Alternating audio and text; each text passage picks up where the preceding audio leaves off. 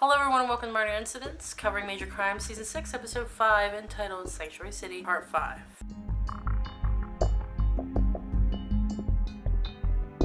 This episode was written by Carson Moore and directed by Patrick Duffy. Now, we know what this episode was. We know what we were looking forward to, but we're going to cover crime side first before we cover that other stuff. On the crime front, we had the conclusion of this long, drawn-out case. Ended up being the doctor that worked in the office with Diabetes Kid's dad that killed both Diabetes Kid and his father. I think Diabetes Kid might have been accidental, but it all got really weird. He took him to Mexico, he drugged him, took him to Mexico, and then lied about it, and that's how they got him. What they did was they had bad doctor check the two boys' throats. Essentially what they did was a stomach pump, but they did a reverse stomach pump, so they pumped stuff into these kids' stomachs. If their throat was messed up, which is how it was on both Diabetes Kid and his dad, bad doctor looks at it and he's like, oh no, they're fine, it's fine, we're fine. And then Sharon's like, I think I want a second opinion. So would you mind if I got a second opinion? And then Morales comes up, he looks at their throats, well he throws some pictures down on the table of all their throats. He's like, yeah, this is how they were this morning, so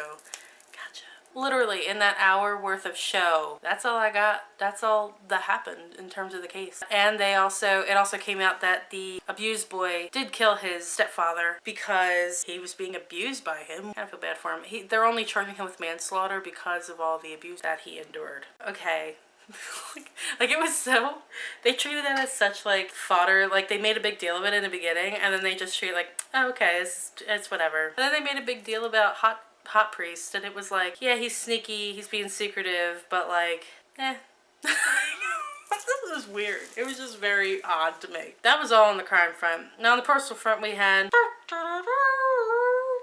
that was the saddest trumpet for the saddest wedding. They kept leading up to this wedding, and they kept making all the families come in and wedding. One, Olivia Milne sang Ave Maria, and it was, or no, she sang something else too. No, she didn't. Wait, did she sing Ave Maria? She sang this other song beforehand. I don't even think she sang Ave Maria. I think she only sang the one song.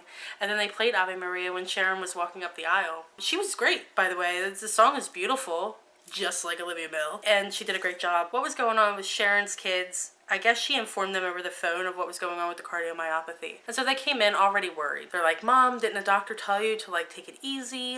Told you not to put too much stress, on your heart and stuff. And she's like, don't worry about it. We're okay. I'm fine. If I start feeling whatever, I'll stop. And then they're like, we got this, and this happening, and you need to come to the rehearsal and so we can practice walking down the aisle. She goes, I already know how to walk down the aisle.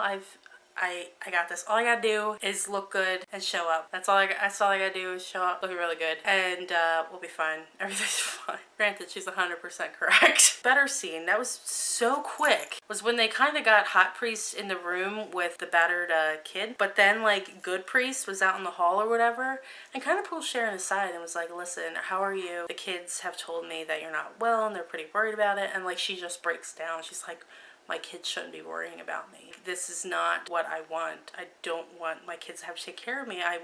I'm supposed to take care of them. You can see in that instance just how much the church has done for them in terms of not only spirituality, but also almost like a counselor kind of thing without necessarily relating it to a higher power. So good priest helps them more on a friendship, almost like an uncle level with them, which is pretty interesting because they've grown up in that church, and that priest especially has helped them a great deal. It seems like good priest has been there quite a while, quite a long time. He cares about Sharon, cares about her kids, and as she was like, I don't even know if you're gonna let us get married here anymore. He's like, of course, why wouldn't you? The wedding itself, everybody looked beautiful. There was a cute little moment with Patrice and Louis where he's like, I'm like, oh, it was just super cute. But you guys were leading up to this for how long? Since the beginning of the season, even before that, since last season, and then you treat it as an afterthought. This should have been, we should have gotten a whole ceremony, or at least an I do, bits and pieces, and then some reception or something. Give us something. You gave us nothing.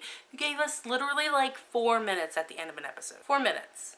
And all that happened was Sharon walked up the aisle with Ricky walking her up the aisle. She's just crying. He's like, are you okay? She's like, my heart's so full. I'm so happy. My heart's so full. A lot of people were talking about the lighting, but see, I liked it because when they opened up the church doors to reveal Sharon there in her white dress, she's standing there and she like gives Andy this look. That was really sweet. Just that moment, she was like lit like from the heavens. It was just really pretty, that one shot. Emily was great. I love Emily and Rusty being cool with one another. I like Ricky walking her up the aisle. I didn't expect any less, but I just thought that was also super cute. Yeah, it was sweet. We should have had more. The fans keep you on the air for this long, and then this is the one thing that like they're most looking forward to, and you treat it as 4 minutes at the end of an episode, and like not even when you're talking about the whole episode.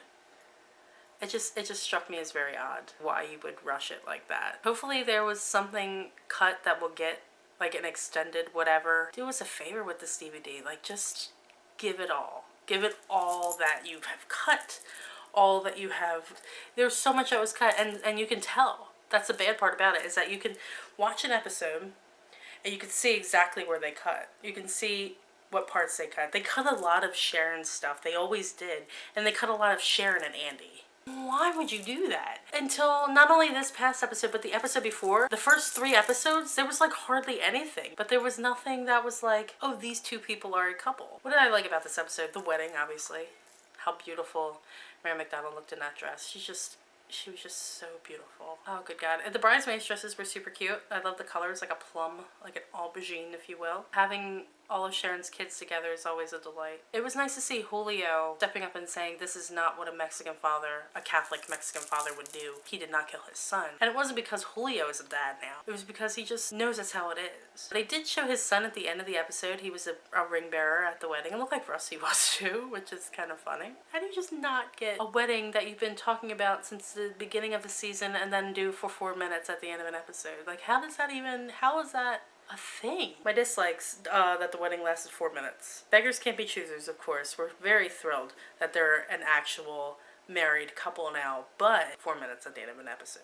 And the only other part we got before that was her fainting and him being by her side. Them at home when she's telling him, like, she's like, we should postpone the wedding, and he's like, no, we're definitely not going to do that. Other than that, that's been all Sharon and Andy we get for this first half of the season. Maybe we got 4 episodes left. Maybe we'll get something else. I doubt it. How quickly the case was wrapped up. You strung this case along, adding bits and pieces like you do. You strung it along for 4 episodes, and in the 5th episode, the obvious choice came forward, and then, like, I called that it was that guy from, like, the very beginning. Hot Priest, they kept pinning it on him, but it wasn't going to be Hot Priest because they just kept they kept pinning things on him, so of course it was going to be the guy at the office. Ratings. I did enjoy this episode. I always enjoy when Sharon's kids are in town. I am curious as to why none of Andy's kids were there. Unless they pretended they were there, but then, like, just didn't show them. I don't know. But they had, like, a bunch of family. They didn't even say who, like, they weren't even like, oh, Sharon's niece is singing at the wedding. Or, no, it was just like, boom, this young woman who looks exactly like the main character of your show. I'll give it a 9 out of 10. It was a solid episode through and through. It felt rushed towards the end, like, oh crap, this is the last one of this 5-parter. Let's hurry up and do what we said we were gonna do. Okay, Voice of the People. The Voice of the People is because I haven't been answering questions or talking about answers to questions. So we're gonna do that. For part 2, for Sanctuary City part 2, the question was, do you think Julio is going to take this case a whole different way of what Sharon is taking it? We ended up seeing it that he kind of did. Sharon was more personally invested in this church and like that they were good people. Whereas Julio, more about the father. The father didn't kill his son, things of that nature. So they took different approaches in this one particular case. Ellie Bradish said that she thought Sharon was pregnant. Probably. There was no question for part 3 of Sanctuary City part 3, but I'm gonna get this name wrong. And I'm sorry ahead of time. Petrian Velma Linus Ignacio Gomez, said that in her country, the cable company does not carry TNT, and so she relies on my commentary. I am sorry. You should not rely on this commentary for anything, but I do appreciate that you watch it and you enjoy it. And that you comment on so many things, and I read every single one, and I try to respond and reply to each one of you. Sanctuary City Part 4 had the question, do you think writers should/could have done something else to give Sharon good material other than illness? Of course they could have. Of course they could have. Rosna Dama Sine Qua Non over at Tumblr. That's a good name. I see you, boo. And that illness is not the only thing Mary can play, and she should have a more original storyline. Exactly. Like I said, if you were going to give her an illness, this should have happened like 2 or 3 seasons ago, and then just have her like having to deal with it, but also have like other things happening at the same time. Like there could have been other things. Philip Stroh is not the end all be all to this show. It shouldn't have been. They should have had their own original character that they feared. If you wanted to do that kind of thing, it could have been like something off of Stroh. It could have been like a copycat killer or something like that. But Stroh should not have been your link between these two shows. And I guess they felt it had to be because of Rusty, but there's so many other ways you could have went with that, and you just decided not to. You were just too lazy to figure that out, and you didn't do it. That's my one sore spot about Major Crimes. They could have had these amazing storylines, and they had some. Don't get me wrong. I love this show through and through. I've loved it since the closer, but I loved it even more since it was just Major Crimes. You didn't give them quality stuff. It could have been, and some of it was interesting, but a lot of it was like, oh, Rusty's getting attacked by Stroh. I feel like that was like over half of this entire series was Rusty is in danger from Stroh. That should not be the case. This is not my show. I'm not the showrunner for this show or any show.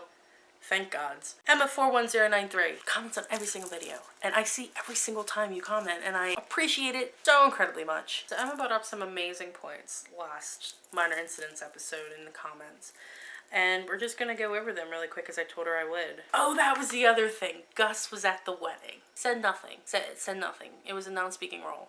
He just looked at Rusty. Like, why? If you haven't talked to somebody in that long, why would you do that? Why would you show up? Like, you know you got other stuff going on. I guess you think that you're still a couple, but what was the point of that? I'm really torn because it's a serious issue. It allows us to see her in a way we've never seen her before with those closest to her. But I like that. But don't kill her. The only other thing I can think of might have caused her same reaction. Someone she professionally trusted / admired my whole career turned out to have been corrupt right under her nose. I think that would have been interesting to see that. And not even necessarily in this season, but like last season would have been nice. Like if they found out that Dead Chief was like super corrupt. I'd be okay with that. He was a pain in the ass. And he was, if you watch The Closer at all, which when we do the other show, the Murder Room show, I think you guys will really get a kick out of it. He was just like this guy who was just crap. Like he sent Andy to go and try to sabotage Brenda. Like there was just a lot of things that Dead Chief did. That's why I'm gonna keep calling him Dead Chief. Okay, and she says something really smart here. Okay, she says, my favorite thing about the cardiomyopathy plot is that I now get why Sharon and Andy are a couple. I'm a big fan of older / later relationships on TV, so I accepted Shandy. But because we never really saw anything, I didn't understand them as a couple, their dynamic. Now I totally do. Why? Because after everything that was said, he drew her out of herself and made her laugh. And she said, sorry for the long post, but I like long posts. I'm totally cool with that. I told you this is me talking about this. I just wish we would have seen more of that dynamic, and that's the thing. We got 4 more episodes left of this series ever, and I can count on like one hand how many times we had any moments between them that made us go, oh, that makes sense. Now see, and I'm going to relate back to The Closer again. Back in The Closer, what happened was Andy was attacked, and he discharged his firearm. Now, he followed procedure. That was the thing. He usually didn't give a shit or follow procedure. And he followed procedure that time, and she was his first call. 1, that means he has her on speed dial. 2, when he starts, like, passing out, I guess from blood loss or just, it was kind of a traumatic event. He better survive. I feel like that's when all this started, was that episode. And if you're a Shandy shipper, you've never seen it, go rent it from the library, because let me tell you, which you can do, by the way. I don't know if you guys know that. You can go rent DVDs from the library, and it's not only on Netflix or Hulu, but go rent a DVD from a library, and you'll actually get why we started to be like, oh, they're them two together. That's interesting. Predictions.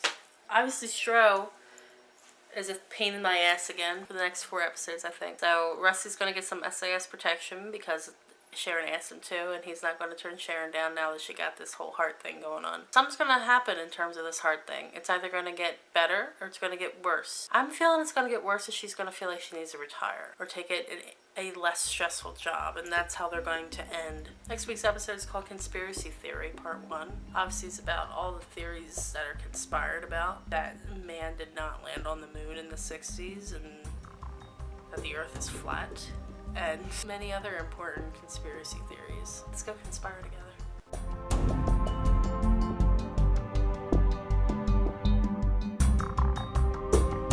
Sorry this is late, by the way. I haven't been 100% lately.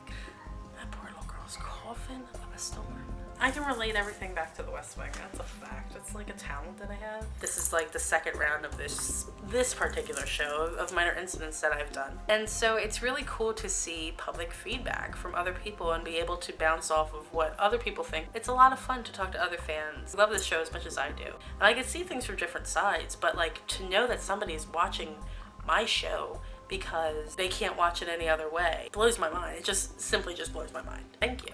And I hope I'm not as disappointing to you as I am my mother.